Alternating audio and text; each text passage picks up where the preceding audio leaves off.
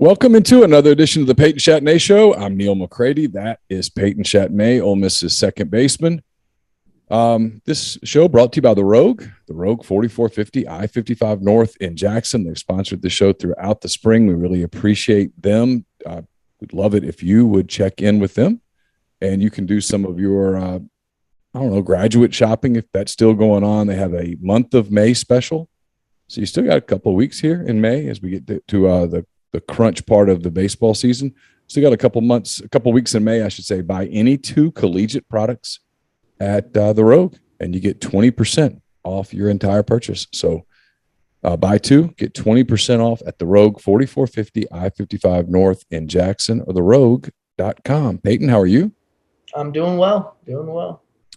So the last time we did this show, you said, hey, you guys had just come off a couple of disappointing series where you'd lost these super close games against Mississippi State and against Arkansas, and you come back and it was like, hey, got to win 7 of the next 9, which is a daunting thing. And you've won 6 of the first 6 of those 9, which has to feel, from a math standpoint, Peyton, that's a really good thing to do when you're trying to win 7 out of 9 is to win the first 6. What's happened? You guys have it. I've been watching you play all season. My observation just from the outside looking in is that you guys are kind of having fun, and obviously winning is fun.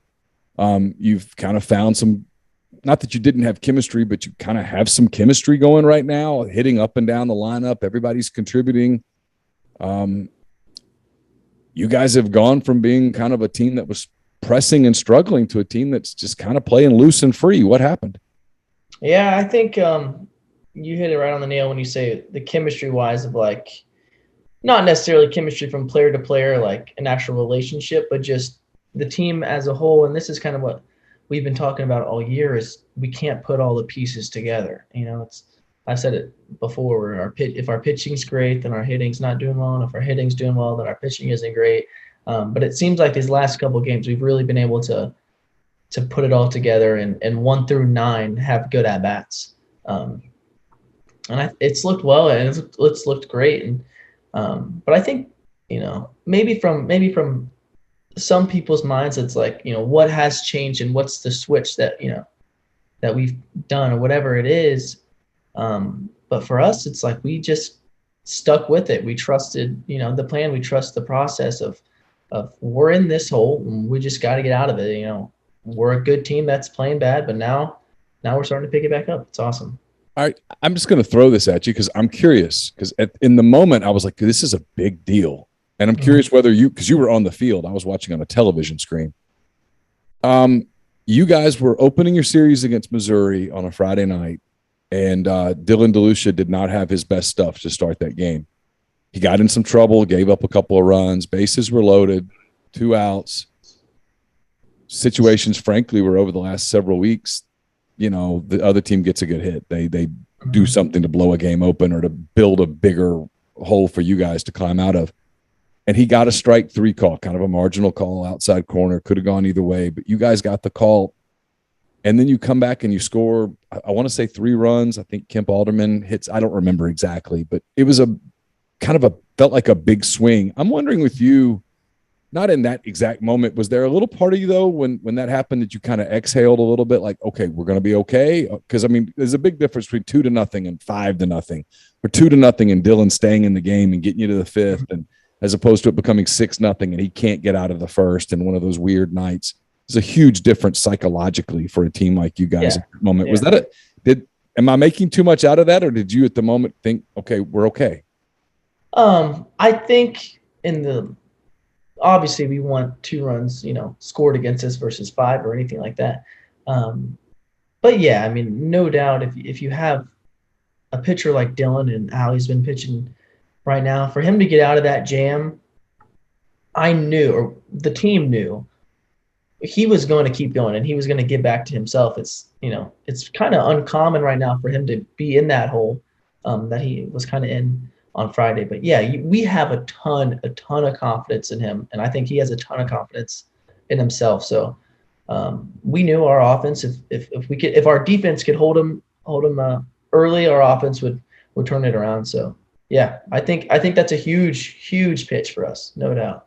Your offense did turn it around after having a couple of weekends where you couldn't get the timely hit. Like you guys were just really struggled with men in scoring position in Fayetteville and that kind of thing. All of a sudden, your offense just gets rolling against Missouri, and people are like, yeah, it's Missouri. They're struggling. But then you guys did it against Southern Miss. You did it against LSU. I mean, there's a cliche that's out there, obviously, that hitting is contagious, and it is cliche. I get it, but it's kind of true, isn't it? I mean, when you see Oh, guys having success in front of you, it makes you calmer when you go to the plate. no doubt. I think all of baseball is contagious. Um, but for sure hitting, I mean, it is way easier to hit whenever the guy in front of you is already standing on second base with one out instead of nobody on with two outs. It's just the way it is. I think for sure. I mean, that's been our biggest thing is if we could just get the timely hits, like you're saying, or we could just get the clutch, at bat, even if it's not a hit, whatever might be. That's what turns around the whole game. In every single game you look at, and Coach B always tells us you can take away, about 5 pitches from both sides of the game that change the whole game, that are completely, turning points for both either team, whatever, who ends up winning. And a lot of those times we haven't quite gotten those pitches to go our way, but we are right now, which is awesome. What about for you personally? Because I know you've had your struggles this season where you admitted, hey, you're probably pressing a little bit, probably trying to do too much in individual at bats. Just again, watching from afar, it looks like your approach at the plate's a little bit better. It looks like you're kind of having more fun up there, and obviously the results are different. You're driving the ball out of the ballpark. You're making good hard contact. All that stuff. Is something clicked? Did you change anything, or did things just kind of start to work for you? I think, well, I have, I think the best hitting coach in the country with me, and we sat down about 2 weeks ago, maybe 2.5, 3 weeks ago. We were hitting one day and on an off day or before practice or something, but it was just BP inside. There was like 2 people, and he pulls up a picture of me, um, and he paused it. So it was a video. He paused the video of when I was in the furthest point back in my load, so right before I'm actually about to tack the ball, and then he put it side by side, which is funny because we played LSU last weekend. But he put it side by side. Jacob Berry, who's a phenomenal, player, phenomenal hitter in our league, and whenever he was in the furthest point back, before he's going to attack the ball, and in my picture, the ball is already like halfway from the pitcher to me, somewhere in there where I should be swinging right about now. In Barry's picture, the ball is barely coming out of the pitcher's hand. And so one of the things that I've been pretty good at doing, and I struggle with the off-speed pitch, that's no question, but I've always been able to attack the fastball pretty well. And recently, especially when I was struggling, a couple weeks ago, I was getting blown up by fastballs, which isn't necessarily like me. And Coach Clem just kind of sat down and said, I think that's because I'm basically just loading late. I'm not getting to that spot that I need to get earlier to be able to see the ball come in. And that's forcing me, whenever I am late like that, it's forcing me to, kind of cut off my swing and rush my hands and everything like that. So even if it may feel like I'm on time, I'm not really. It's just because I'm rushing that it feels that way. So we've worked on different things mechanically, and along with fixing the mechanics, I think what really helps too is, like, because we are working on something that helped me out mentally and gave me more confidence to say, oh, okay, I still got it. Like, oh, I can still do this, which also helps out a ton, of It's course. such a hard game, I mean, you know that. I mean, Yeah. you're much further along than I ever made it, obviously. But it's such a hard game, and you can start thinking.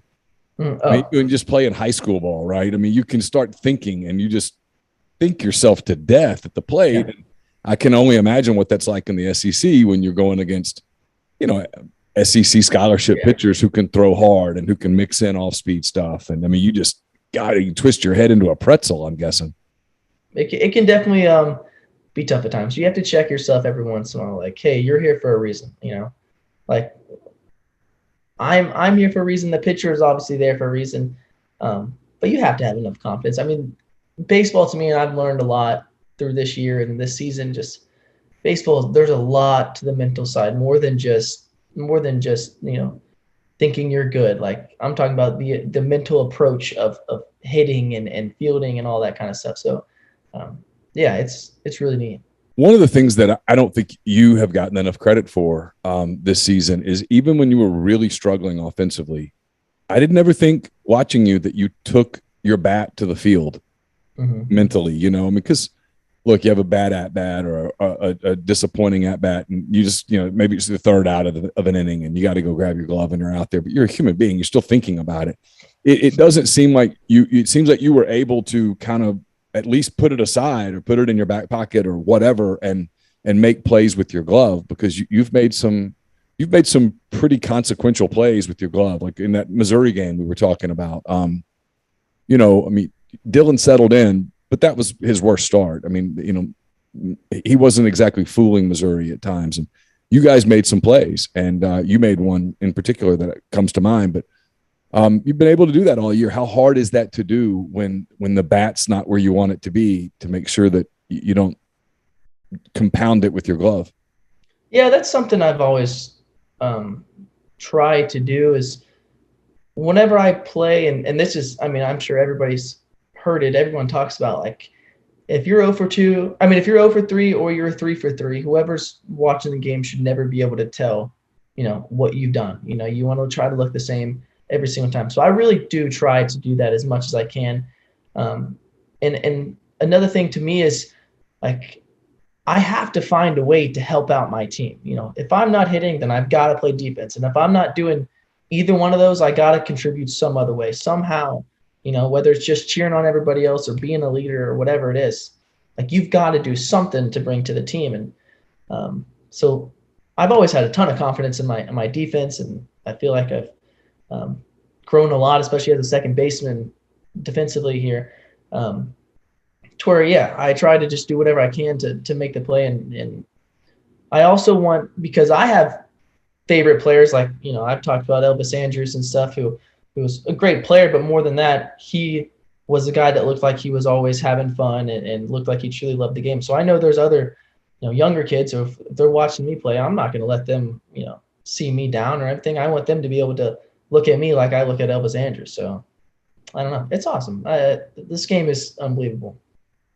So you guys go down to Baton Rouge, which is usually a fun place to play. It has not typically been a very friendly place for Ole Miss to play. Just through history. And I know you're not out there thinking, hey, in the 1940s, we really struggled against these guys. And I know you're not thinking like that, but, it was the first sweep for Ole Miss in Baton Rouge, and I think ever. And the first time you guys won a series down there since, I don't know, like the Lincoln administration or something. So it had to feel pretty good. What's it like to go down there and play? I know you'd been down there before. It can be a pretty intimidating venue. It's obviously a very storied program. Yeah, no doubt. It was a ton of fun, and LSU has a long track record of being great, especially at home, just because of the Alex Box and how special that place can be. But kind of like we've said in the past about, like, whenever we were talking about the state series of, to be honest, I don't care who we're playing right now. Like, we just have to win. And we kind of still have that mindset of, look, we get to play LSU at LSU. Like, how awesome is it going to be whenever we get to take the series and we ended up sweeping? But, like, for us right now, it really doesn't matter who we're playing. Like, we have to play our best ball, whoever it is. It is still super cool to play at Alex Box. It was a lot of fun. I grew up wanting to be an LSU Tiger for a while there. And it was fun. It was a great experience. It was super hot, but it was fun. Yeah, it's always hot down there, man. Isn't that crazy? It's either late, if you're there late football season, it can be so cold with the wind coming off the river. But once the calendar turns to about the middle of, it's like the same deal as living in Houston. Oh, yeah. It's just hot all the damn time. But it's hot and muggy there. What was it? Was it? I saw there was one point in the game. I want to say it was the third game. May have been the second game. I don't remember. You were out there and you were talking to Mike's son, whose first name's escaping me right now. I apologize. Drew, thank you. I wanted to say Ben. They're like, it's not Ben. It's Ben's, yeah. Drew's out there. I know you've known him for a while. You're around him. Obviously, he's part of, obviously you play for his dad. Is there any part of that is it just normal, or do you ever think about it? This is crazy. I mean, I'm playing against a guy who's his dad's in our dugout. I think it's super neat. It's probably a really cool experience for Drew. It's got to be a little bit awkward for Coach B. I mean, Coach B would never ever, try to help out, his son if we're playing against him. I mean, he's got way too much of a competitive nature. But it's got to be just a little bit awkward for him. And sure. he had actually sat down with us and talked just to make sure, which I really appreciated, because on Saturday, well, it was supposed to be Saturday, it ended up being Sunday because we had a doubleheader on Saturday. But they had a senior day or whatever, so they honored all the seniors. And he in our Friday meeting, he got us all together and said, "Hey guys, I just want y'all to know I'm going to go over there and take a picture with my son. And, it's something I want to do." And he wanted to make sure we didn't feel uncomfortable with us him going over to the other side to take a picture. Like, Coach, this is your son. Like, this is a one in a lifetime experience. And we all understood. So, but you could tell, he doesn't want, at least for us, he doesn't want us to, feel like he's, taking it easy on him or anything like that, which I really appreciated. But it's got to be a pretty cool experience. And I don't think Coach B would ever. I'm sure Drew and Ben and everybody else wanted to go to Ole Miss. I have no idea if that's true or not, but I just feel like, you grew up in Oxford. I don't think Coach B would ever even recruit his sons. Just the way I've kind of seen it, he's too much of a competitive nature, and he would never want that weird, is he favored his sons or not? And I think I don't think they would ever end up coming here. But yeah, I think they've said publicly for a while that they made a decision as a family years ago that the boys wouldn't play for Mike. And you're right. Something I didn't even mean to talk about this, but I'm curious. That would sometimes lead to some awkward points, right? If the coach's son is on the team at this level. I mean, it's one thing when you're, in little league or whatnot, but when you're at this level, and sometimes players get frustrated at the coaches, and maybe you want to vent to your buddies and say, Coach so-and-so's whatever. You're just having a bad day, right? He said something to you, didn't appreciate it. It's going to go away, but it happens. You wouldn't be comfortable necessarily saying those things if the coach's son was right there in the locker room with you. I'm just guessing. Yeah, I mean, whether or not, for sure, if I wasn't even talking about that, you wouldn't be able to say, for whatever reason, if coach is making us run because we got zeros or whatever it is, and I know that's not legal now, but whatever, whatever it is. Hypothetically, of course. Yeah. Hypothetically. I can't say, why the heck does he care? Blah, blah, blah, blah, blah, whatever. And you wouldn't be able to do that necessarily, but playing time, having to earlier this year, they said, "Hey, Peyton, take a day off. Let's watch the game from a different perspective." And if it was to take the day off for the coach's son to play, it might be a different reaction than what you had. It would be definitely awkward at times. And now if it was Coach B, I do think Coach B would do a great job at doing it, because he doesn't play really any favorites, I don't think.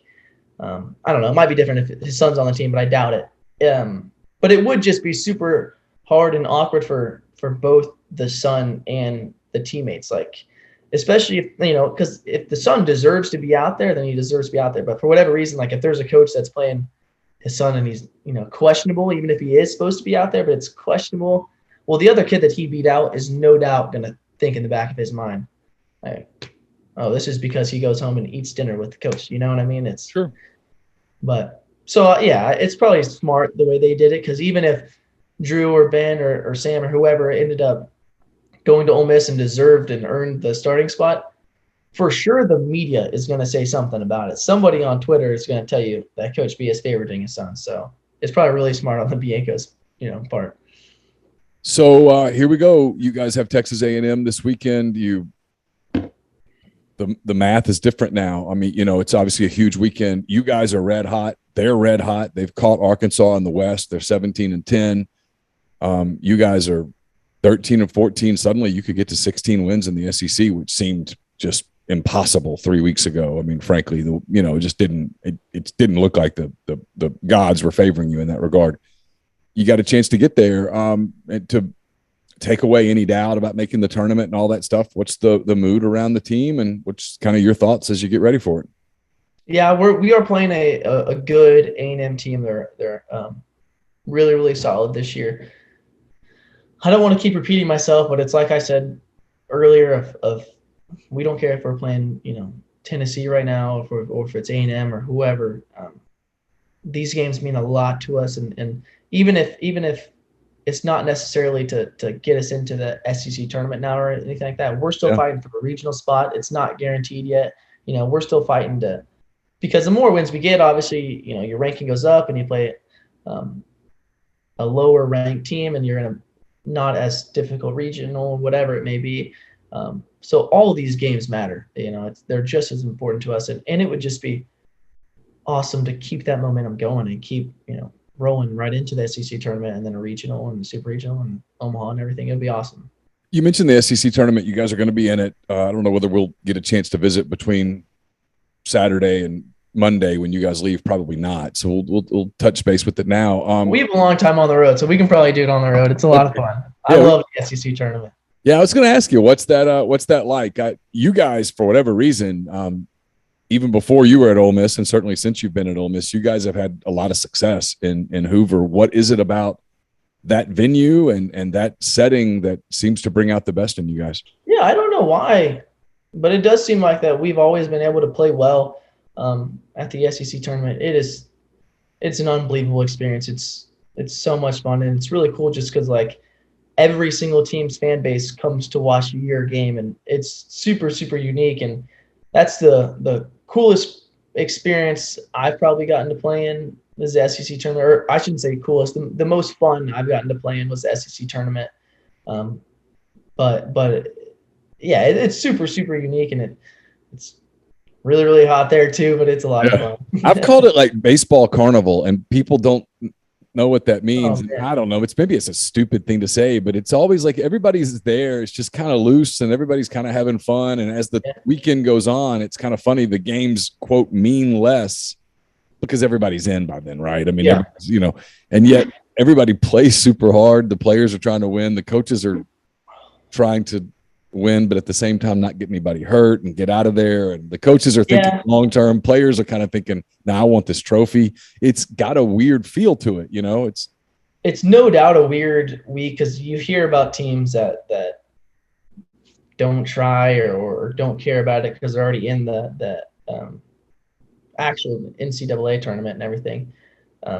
But for us, I don't think I've ever – now maybe before I was here, but I don't think so. Like we've always taken the SEC tournament really serious, and it's always meant a lot to us. So I love it. I think it's a ton of fun.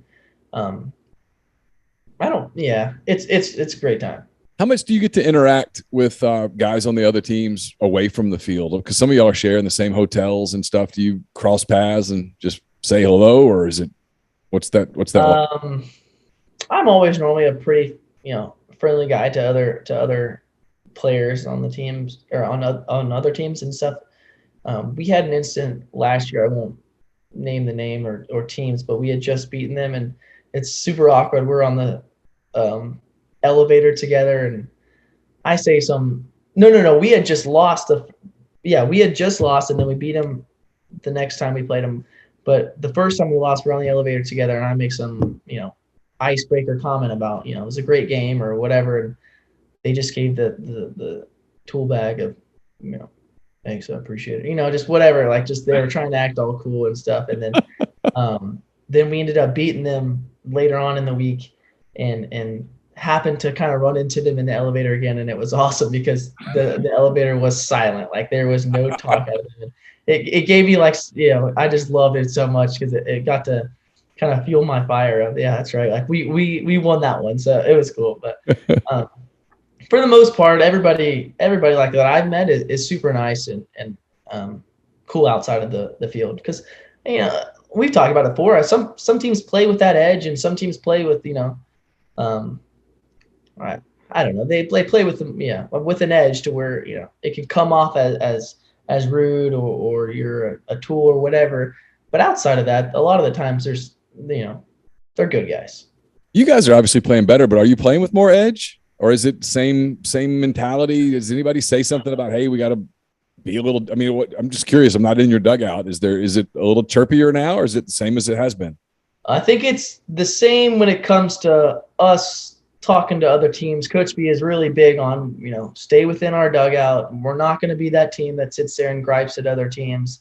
But I will say, like, there is a better energy. There's a better vibe to our own dugout. Like when we score runs right now, you can probably see it or hear it. Like we do this dumb tunnel thing now and everybody's dancing in the middle and hey, just going nuts and having fun with it, which we didn't do that in the beginning of the year. And that's something I think. How did that come about? Was that organic or what happened?